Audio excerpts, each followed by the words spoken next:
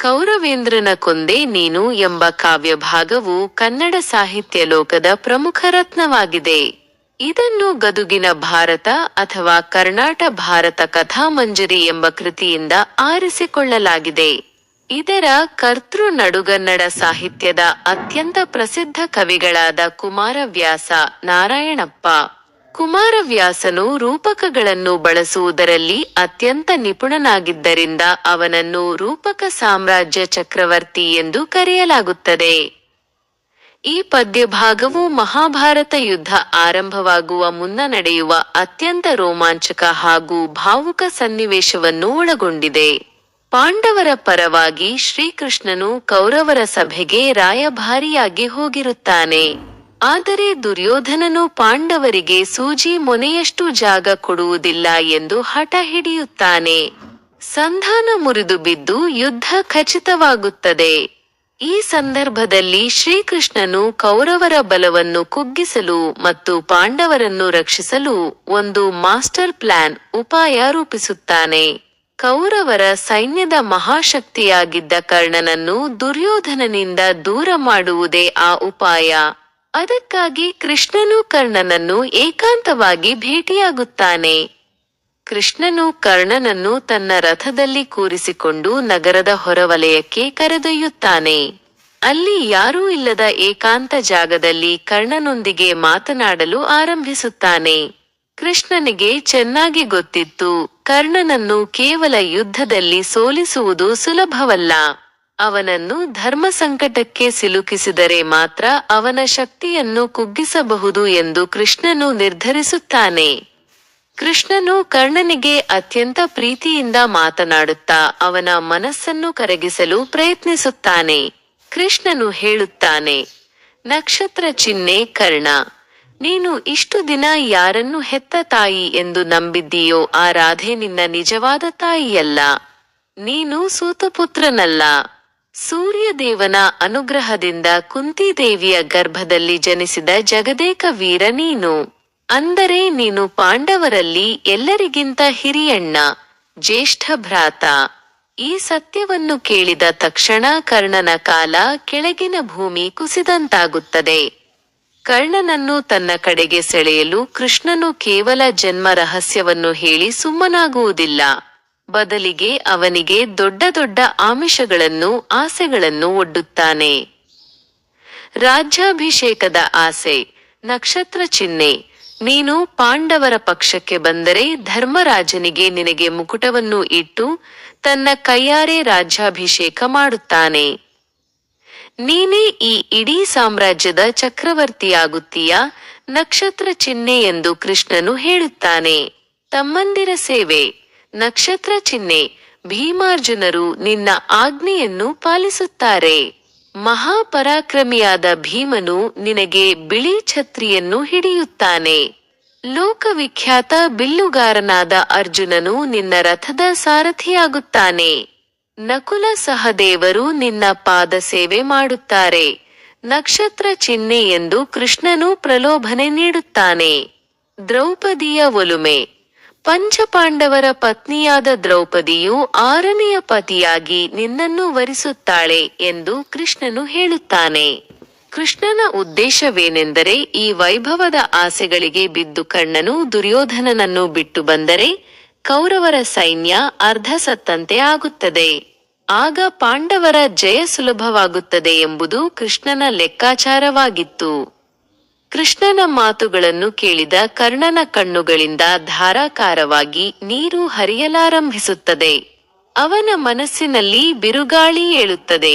ಅವನು ಅತ್ಯಂತ ದುಃಖದಿಂದ ಕೃಷ್ಣನನ್ನು ನೋಡಿ ಹೀಗೆ ಹೇಳುತ್ತಾನೆ, ನಕ್ಷತ್ರ ಚಿಹ್ನೆ, ಹೇ ಕೃಷ್ಣ, ನೀನು ಜಗದ್ರಕ್ಷಕ. ಆದರೆ ಇಂದು ನೀನು ನನಗೆ ನನ್ನ ಜನ್ಮ ರಹಸ್ಯವನ್ನು ಹೇಳಿ ನನ್ನ ಒಡಲಿಗೆ ಕಿಚ್ಚು, ಬೆಂಕಿ ಇಟ್ಟೆ. ಇಷ್ಟು ದಿನ ಜಗತ್ತು ನನ್ನನ್ನು ಸೂತಪುತ್ರ ಎಂದು ನಿಂದಿಸಿದಾಗ, ಅವಮಾನಿಸಿದಾಗ ನನ್ನ ತಾಯಿ ಕುಂತಿ ಎಲ್ಲಿದ್ದಳು? ಈ ಕೃಷ್ಣ ಎಲ್ಲಿದ್ದನು? ಇಂದು ಯುದ್ಧದ ಮುನ್ನಾ ದಿನ ಬಂದು ನೀನು ಪಾಂಡವರ ಅಣ್ಣ ಎಂದು ಹೇಳುತ್ತಿರುವೆ. ಈ ರಹಸ್ಯವನ್ನು ಹೇಳುವ ಮೂಲಕ ನೀನು ಕೇವಲ ನನ್ನನ್ನು ಧರ್ಮ ಸಂಕಟಕ್ಕೆ ಸಿಲುಕಿಸಲಿಲ್ಲ, ಬದಲಿಗೆ ಕೌರವೇಂದ್ರನ ಕೊಂದೆ ನೀನು. ನೀನು ದುರ್ಯೋಧನನನ್ನು ಇಂದೇ ಕೊಂದುಬಿಟ್ಟೆ. ಕರ್ಣನು ಕೃಷ್ಣನ ತಂತ್ರವನ್ನು ಅರ್ಥ ಮಾಡಿಕೊಳ್ಳುತ್ತಾನೆ. ದುರ್ಯೋಧನನು ಕೇವಲ ಕರ್ಣನ ಭುಜಬಲವನ್ನು ನಂಬಿ ಪಾಂಡವರ ವಿರುದ್ಧ ಯುದ್ಧಕ್ಕೆ ನಿಂತಿದ್ದಾನೆ.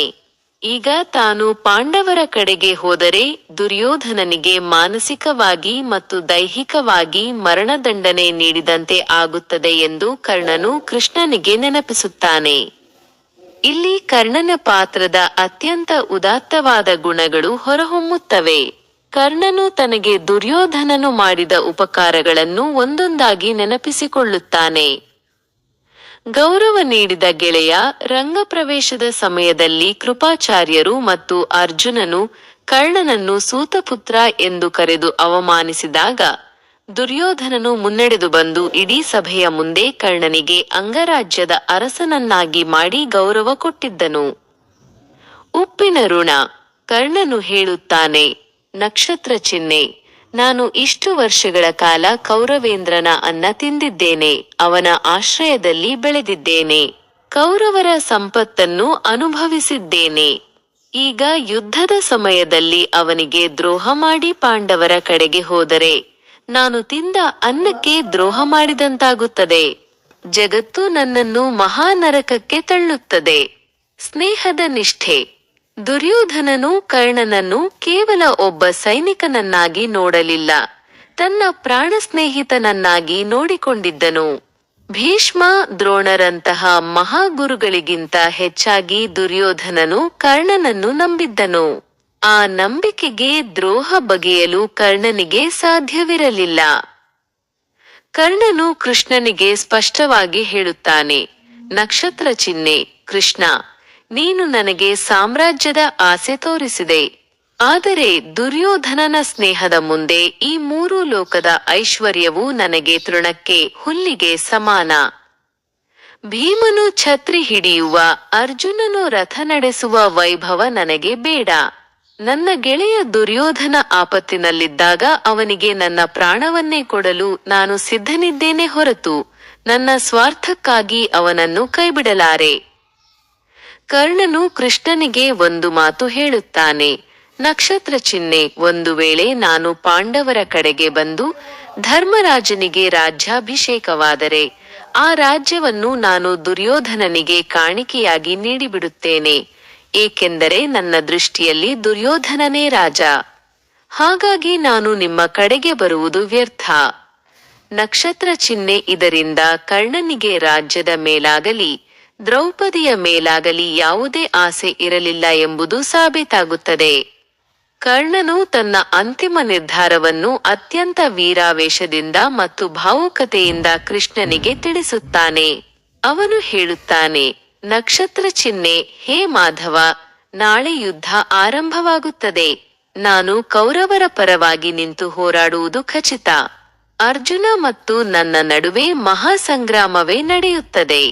ಒಂದು ಅರ್ಜುನನು ನನ್ನನ್ನು ಕೊಲ್ಲಬೇಕು, ಇಲ್ಲವೇ ನಾನು ಅರ್ಜುನನನ್ನು ಕೊಲ್ಲಬೇಕು. ಇದು ವಿಧಿಯ ಆಟ. ಅಷ್ಟೇ ಅಲ್ಲದೆ ಕರ್ಣನು ಕೃಷ್ಣನಿಗೆ ಒಂದು ವಿನಂತಿಯನ್ನು ಮಾಡುತ್ತಾನೆ. ನಕ್ಷತ್ರ ಚಿಹ್ನೆ, ನಾನು ಕುಂತಿಯ ಮಗ ಎಂಬ ವಿಷಯ ಧರ್ಮರಾಜನಿಗೆ ತಿಳಿಯಬಾರದು. ಒಂದು ವೇಳೆ ಯುದ್ಧಕ್ಕೆ ಮುನ್ನ ಧರ್ಮರಾಜನಿಗೆ ನಾನು ಅವನ ಅಣ್ಣ ಎಂದು ತಿಳಿದರೆ ಅವನು ಶಸ್ತ್ರ ತ್ಯಾಗ ಮಾಡುತ್ತಾನೆ. ತನ್ನ ಅಣ್ಣನ ವಿರುದ್ಧ ಅವನು ಯುದ್ಧ ಮಾಡುವುದಿಲ್ಲ. ಆಗ ದುರ್ಯೋಧನನಿಗೆ ಸಿಗಬೇಕಾದ ಶಿಕ್ಷೆ ಸಿಗುವುದಿಲ್ಲ. ಆದ್ದರಿಂದ ಈ ರಹಸ್ಯ ನನ್ನ ಸಾವಿನವರೆಗೂ ರಹಸ್ಯವಾಗಿಯೇ ಇರಲಿ. ನಕ್ಷತ್ರ ಚಿಹ್ನೆ ಎನ್ನುತ್ತಾನೆ. ಕರ್ಣನು ತಾನು ಸಾಯಲಿದ್ದೇನೆ ಎಂದು ಗೊತ್ತಿದ್ದರೂ ವೀರ ಸ್ವರ್ಗವನ್ನು ಬಯಸುತ್ತಾನೆ. ಯುದ್ಧ ಭೂಮಿಯಲ್ಲಿ ಕೌರವನಿಗಾಗಿ ಪ್ರಾಣ ಕೊಡುವುದೇ ತನ್ನ ಧರ್ಮ ಎಂದು ಅವನು ನಂಬುತ್ತಾನೆ. ಕುಮಾರವ್ಯಾಸನು ಈ ಪದ್ಯಭಾಗದ ಮೂಲಕ ಕರ್ಣನ ಪಾತ್ರವನ್ನು ಮಹಾಭಾರತದ ಅತ್ಯಂತ ಶ್ರೇಷ್ಠ ಮತ್ತು ದುರಂತ ನಾಯಕನನ್ನಾಗಿ ಚಿತ್ರಿಸಿದ್ದಾನೆ. ಕೃಷ್ಣನಂತಹ ಪರಮಾತ್ಮನೇ ಬಂದು ಆಸೆ ತೋರಿಸಿದರೂ ತನ್ನ ಜನ್ಮದ ತಾಯಿಯೇ ಪಾಂಡವರ ತಾಯಿ ಎಂದು ತಿಳಿದರೂ ಕರ್ಣನು ತನ್ನ ಸ್ನೇಹ, ಧರ್ಮ ಮತ್ತು ಕೃತಜ್ಞತೆಯನ್ನು ಬಿಟ್ಟುಕೊಡುವುದಿಲ್ಲ.